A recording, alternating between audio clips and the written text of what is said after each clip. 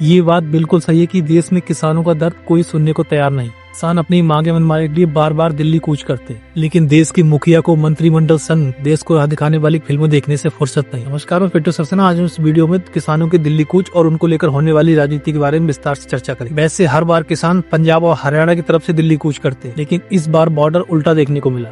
इस बार किसानों ने नोएडा की तरफ से दिल्ली कूच की। रविवार को किसानों और प्राधिकरण के बीच लगभग 3 घंटे तक बातचीत चली, लेकिन इस बातचीत का कोई नतीजा सामने नहीं है, जिसके बाद किसानों ने अपनी मांगों को लेकर 2 दिसंबर को दिल्ली कूच की, जिसकी तस्वीरें यहाँ आप देख सकते हैं कि किस तरह से हजारों की तादाद में किसान दिल्ली बॉर्डर की तरफ बढ़ने लगे। किसानों के काफिले को बढ़ते देख अधिकारी सड़क पर भी बैठ गए, जिससे किसानों से बातचीत करके उन्हें रोका जा सके। और किसानों और अधिकारियों के बीच इस बात पर सहमति बनी कि अगले सप्ताह मुख्य सचिव से उनकी बातचीत हो, जिसके बाद किसानों ने सड़क से सटे दृढ़ प्रेरणा स्थल के अंदर ही डेरा जमा दिए। किसानों का कहना है कि जब तक बातचीत से कोई हल नहीं निकलता है तब तो वो यहीं बैठकर धरना देंगे। अगर बातचीत सफल होती है तो वे अपने घर लौट जाएंगे, अगर बातचीत सफल नहीं होती है तो वे फिर दोबारा से दिल्ली की तरफ कूच करेंगे और संसद का घेराव करेंगे।